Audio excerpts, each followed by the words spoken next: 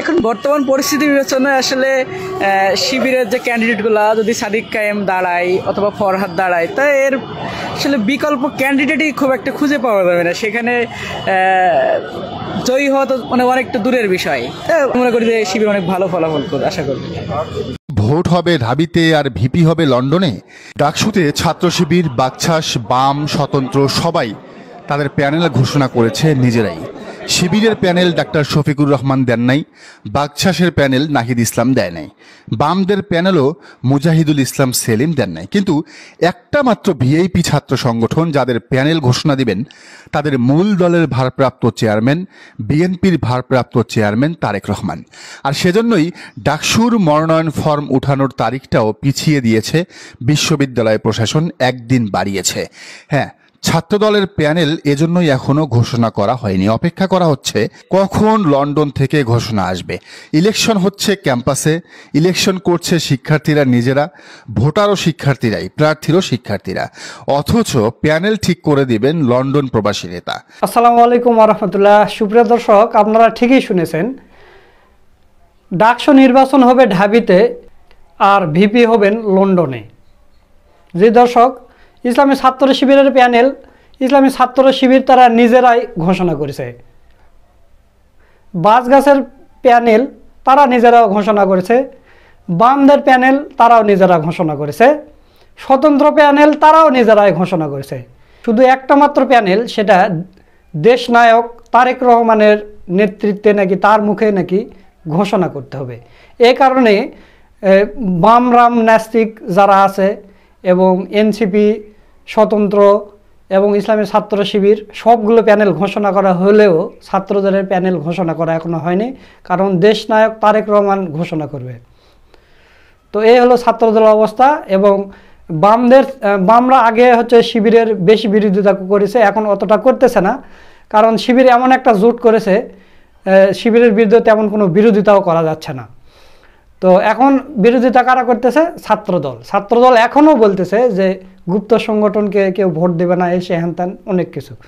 তো দর্শক, ছাত্র শিবির যে কৌশলে এগোচ্ছে এবং ছাত্র শিবির যে ঢাবির প্রত্যেকটা শিক্ষার্থীর মনের ভিতরে স্থান করে নিয়েছে, তো ছাত্র শিবিরের সাথে কি এরা পেরে উঠবে কিনা, এই বিষয় নিয়ে গুরুত্বপূর্ণ আলোচনা করছেন আমাদের বড় ভাই মোহাম্মদ সুলাইমান।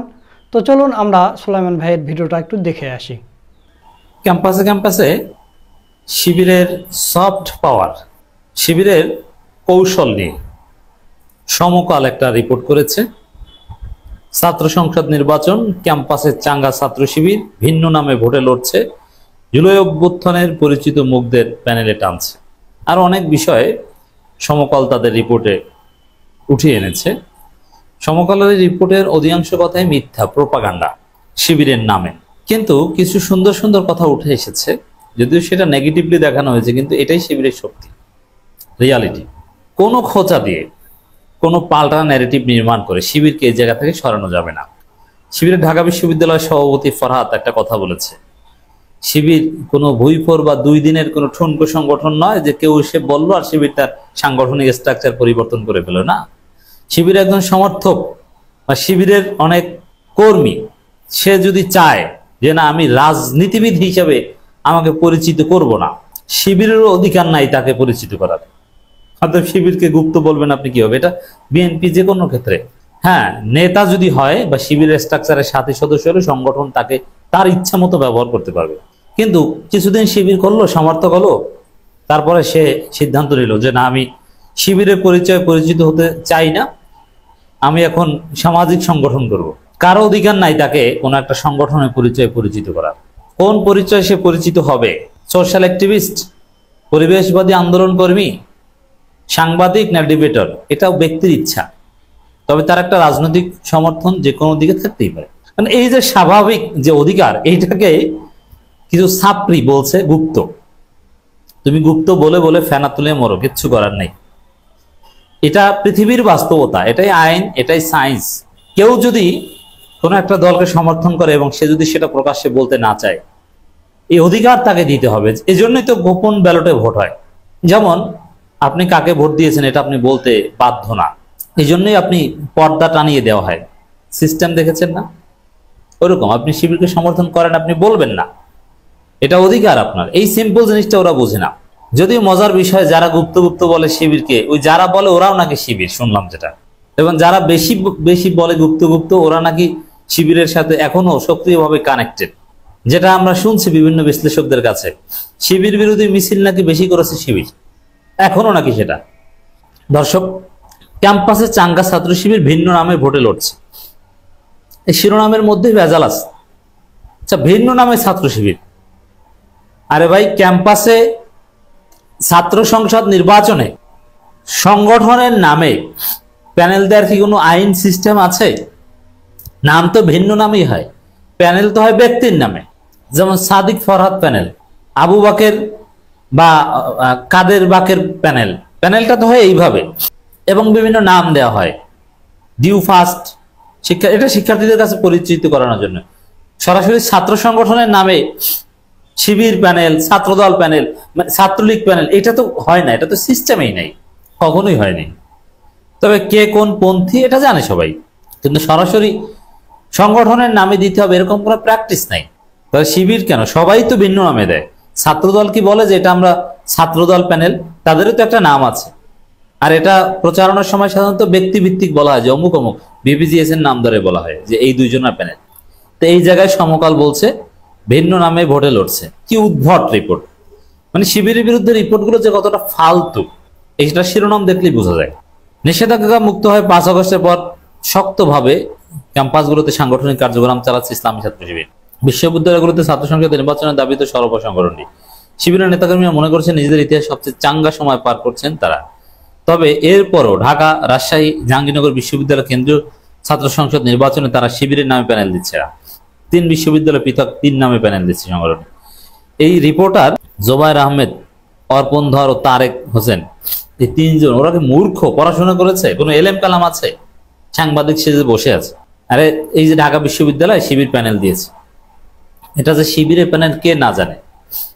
শিবির সভাপতি বা শিবিরের লোকজনই তো সরাসরি ফেস করেছে, নিজেদের নামে দেয় নাই মানে।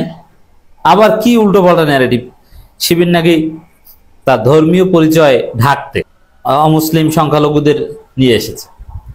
আরে ভাই, এরা তো ধর্মের কথাই বলে শিক্ষার্থীদেরকে যে আমরা ইসলামের পক্ষের শক্তি, আমরা ইসলামী ছাত্র শিবির। তবে হ্যাঁ, ইসলাম মানে অন্য ধর্মকে ছোট করা নয়, ইসলাম মানে peaceful coexistence of all religion. ইসলামে এক ধরনের সেকুলারিজম আছে, যদিও এই সকল সেকুলারিজম নয়। শিবির তো একথা বলেই শিক্ষার্থীদেরকে দাওয়াত দেয়, আল্লাহর জমিন আল্লাহর আইন কায়েম করা, ইসলামী হুকুমত। শিবিরের স্লোগানই তো এইটা। যারা এটা বিশ্বাস করেন আমাদেরকে ভোট দিবেন, এটাই তো বলে সবার আগে। এর সাথে অধিকারের কথা তো আছেই। এখানে বলে যে ধর্মীয় পরিচয় ঢাকতে। আরে ভাই, শিবিরের নাম তো বাংলাদেশ ইসলামী ছাত্র শিবির। ধর্মীয় পরিচয় ঢাকার প্রয়োজন হলে তারা তো তাদের নাম থেকে ইসলামী উঠিয়ে দিত।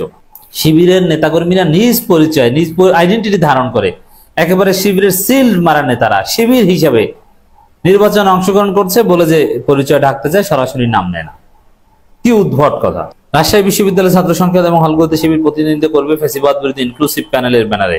জাহাঙ্গীরনগর বিশ্ববিদ্যালয়ের কেন্দ্রীয় ছাত্র সংসদ এবং হলেও নিজ নামে ভোটে লড়বে না সে। আরে ভাই, কোথাও তো কেউ নিজ নামে লড়ে না, এটা কোনো কথা? তো এখানে শিবিরের সফট পাওয়ার সম্পর্কে কিছু কথা এসেছে, এটা চমৎকার একটা আলাপ। এই আর একটা পয়েন্ট আছে, প্রকাশ্যে এসে গুপ্ত কেন? না, প্রকাশ্যে এসে গুপ্ত না, যারা গুপ্ত এরা গুপ্ত থাকবে, এটাই আইন, এটাই বাস্তবতা। যতই কান্নাকাটি করেন, এদের পরিচয় শিবিরও প্রকাশ করার অধিকার রাখে না। এবং এই টাইপের গুপ্ত, এটা ছাত্রদল সহ সব জায়গায়, যেমন ছাত্রদলের সমর্থক, কিন্তু রাজনৈতিক পরিচয়ে সে ক্যাম্পাসে পরিচিত হোক এটা সে চায় না, কিন্তু সে ভোট দেবে ছাত্রদলকে বা সে বিএনপি করে। শিবিরের এরকম হাজারো শিবির আছে যে শিবির পরিচয়ে পরিচিত হতে চায় না, কিন্তু শিবিরকে ভালোবাসে। এই বাস্তবতাটা মানতে হবে। ডাকসুতে সফট পাওয়ারের কথা বলা হয়েছে, যে ফরহাদ থেকে শুরু করে আর অনেকের পরিচয় দেওয়া হয়েছে যে এরা ডিবেটিং সোসাইটির সভাপতি, সেক্রেটারি, নানান পদে ছিল। এটি শিবিরের কৌশল, যে শিবির সাধারণ শিক্ষার্থীদের সাথে কানেক্টেড এবং ইনক্লুসিভ প্যানেল তো এই জন্যই যে সব শ্রেণীর প্রতিনিধিত্ব আছে, এই সবাইকে নিয়ে প্যানেল দিয়েছে এবং সবাই শিবিরের না। তো এটাকে আপনি সফট পাওয়ার বলেন, এটাই রাজনীতি, এটাই কৌশল। এই কারণেই শিবির জিতবে, এটাই শিবিরের বিজয়ের আয়োজন, যে সব বিশ্ববিদ্যালয়, সব শ্রেণীর শিক্ষার্থীর প্রতিনিধিত্ব নিশ্চিত করে প্যানেল দিয়েছে। দিস ইজ শিবির। অতএব এসব প্রপাগান্ডা চালিয়ে কোনো লাভ নেই। সুপ্রিয় দর্শক, আপনারা সুলাইমান ভাইয়ের ভিডিও সহ পুরো ভিডিওটা দেখলেন। তো আজকের এই ভিডিও সম্পর্কে আপনাদের যদি কোনো মতামত থাকে অবশ্যই কমেন্ট করে জানিয়ে দেবেন। ভিডিওটা ভালো লাগলে শেয়ার করবেন। সকলকে ধন্যবাদ। আসসালামু আলাইকুম ওয়া রাহমাতুল্লাহ।